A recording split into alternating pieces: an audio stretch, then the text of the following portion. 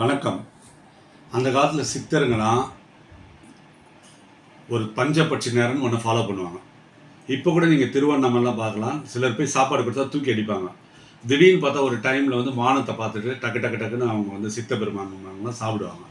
ஏன்னா அவங்க நட்சத்திரத்துக்கு ஏற்ற பஞ்சபட்சி நேரத்தை அவங்க தெரிஞ்சு வச்சுருக்காங்க.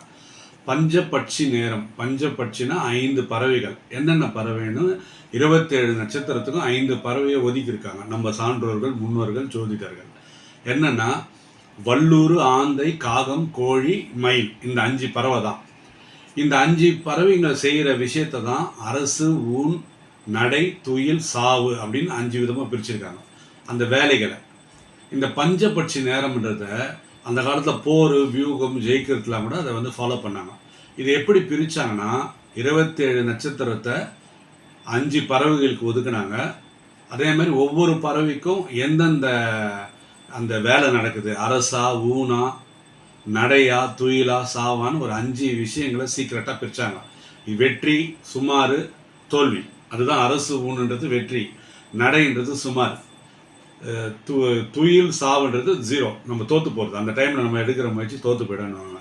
இதெல்லாம் ராகு அலைமண்டலம் இதுக்கு வேலை செய்யாது. நட்சத்திரங்களை பேஸ் பண்ணி பஞ்சபட்சி நேரம் இது வந்து தியானம் பண்ணுறவங்க, ஞானிகள்லாம் ஃபாலோ பண்ண விஷயங்கள்.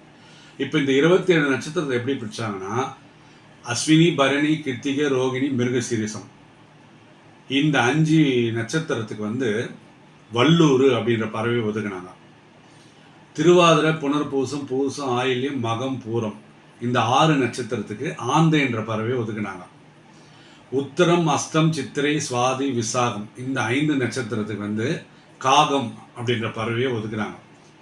அனுஷம், கேட்டை, மூலம், பூராடம், உத்திராடம். இந்த 5 நட்சத்திரத்துக்கு வந்து கோழி அப்படின்ற பறவையை ஒதுக்குனாங்க. திருவோணம், அவிட்டம், சதயம், பூரட்டாதி, உத்திரட்டாதி, ரேவதின்ற இந்த 6 நட்சத்திரத்துக்கு வந்து மயில் அப்படின்ற பறவையை ஒதுக்குறாங்க. இது ஃபிக்ஸட்.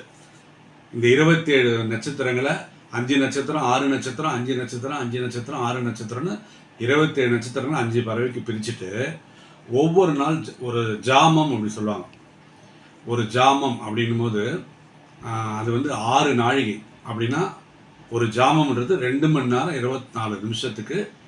இந்த ஒவ்வொரு பறவைக்கும் கால அட்டவணை பிரித்தாங்க. நீங்கள் நெட்லலாம் போட்டால் கூட வரும். அது 2 மணி நேரத்து 24 நிமிஷம்ன்றது 6 நாழிகை.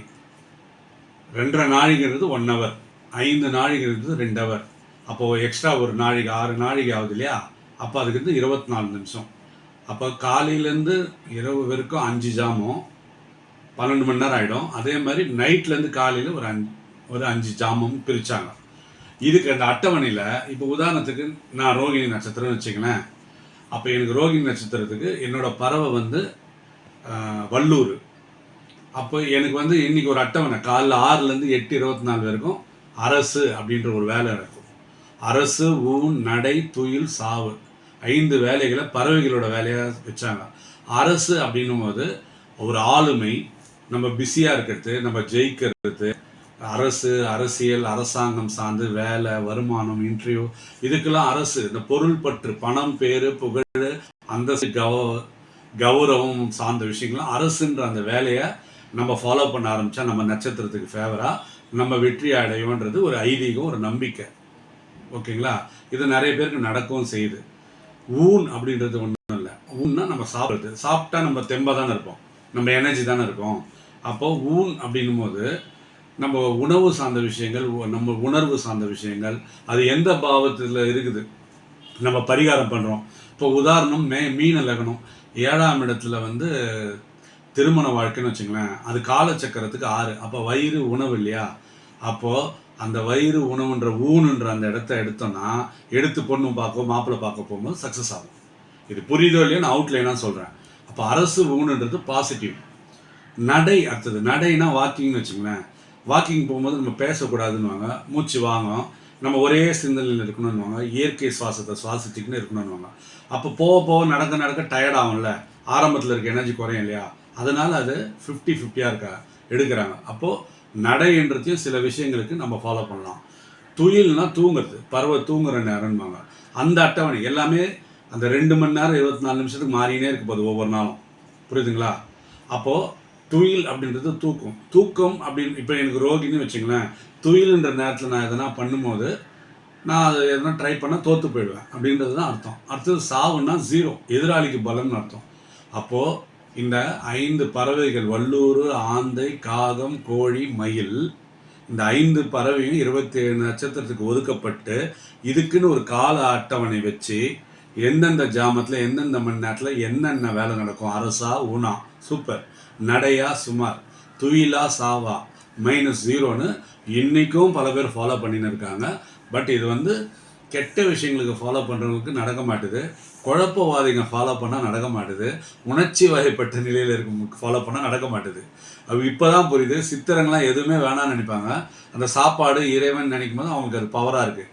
அப்போ தவறான விஷயங்களுக்கு பயன்படுத்தாமல் நல்ல சிந்தனையோட நல்லா புரிஞ்சுங்க. சிறந்த ஜோதிடர்கள் யாருமே அவங்களுக்கு பரிகாரம் பண்ணிக்கவே மாட்டாங்க. அடுத்தவங்க நல்லா இருக்கணும்னு தான் சொல்லுவாங்க தவிர தனக்குத்தானே எல்லாத்தையும் பண்ணிக்கவே மாட்டாங்களா. அவங்கள பார்த்தாலே அவங்க சிறந்த ஜோதிடர் நீங்கள் தெரிஞ்சுக்கலாம். வெறும் புலமையில் மட்டும் சிறந்த ஜோதிடர் இல்லை, மனித நேயம், அடுத்தவங்க நல்லது சொல்கிறது, கொள்ளடிக்காமல் இருக்கிறது, ஏமாற்றாமல் இருக்கிறது, அடுத்தவங்களை பயமுறுத்தாமல் இருக்கிறது, அடுத்தவங்க கண்ணீரை துடைக்கிற கருவியாக இருக்கிறவங்க எல்லாரும் நல்ல மனிதராக இருந்து ஜோதிடம் கற்றுனவங்களாம் சிறந்த ஜோதிடர் தான்.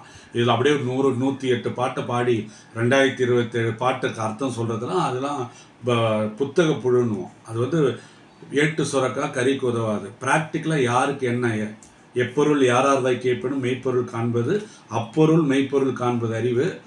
அடுத்தது வந்து நோய் நாடி நோய் முதல் நாடி அது தணிப்ப வாய் நாடி வாய்ப்ப செயல்.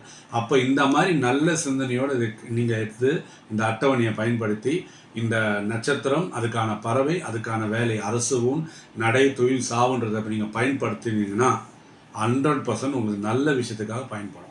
உங்களுக்காக சுயநலமாக மட்டும் இல்லாமல் பொது நலமாக அடுத்தவங்களுக்கு நீ சொல்லிக் கொடுக்கும்போது இறக்கிற கிணறு சுரக்கும். செல்வத்துள் செல்வம் செவிச்செல்வம், அச்செல்வம் செல்வத்திலெல்லாம் தலை. ஒரு விஷயத்தை நம்ம கற்றுக்கும் போது 4 பேருக்கு நல்லதை ஓப்பனாக சொல்லும் போது அதனால் அவங்களுக்கு விழிப்புணர்வோ அவங்களோட கண்ணீரை வந்து தொடச்சிக்கிற மாதிரி ஆறுதல் கிடைக்குதோ, இல்லை முற்போக்கு சிந்தனை வருதோ, அந்த டூலை நம்ம எந்த விஷயத்தில் வேணால் சொல்லலாம். நான் எடுத்திருக்க டூல் வந்து பாசிட்டிவ் டூல் வந்து ஜோதிடம் மூலிமா அதை சொல்கிறேன். எந்த டூல் பண்ணாலும் நம்ம நல்லது சொல்லலாம். நன்றி, வணக்கம். இது ஒரு சிறு குறிப்பு. இதை டீப்பாக ஒரு நாள் நான் சொல்கிறேன். வணக்கம்.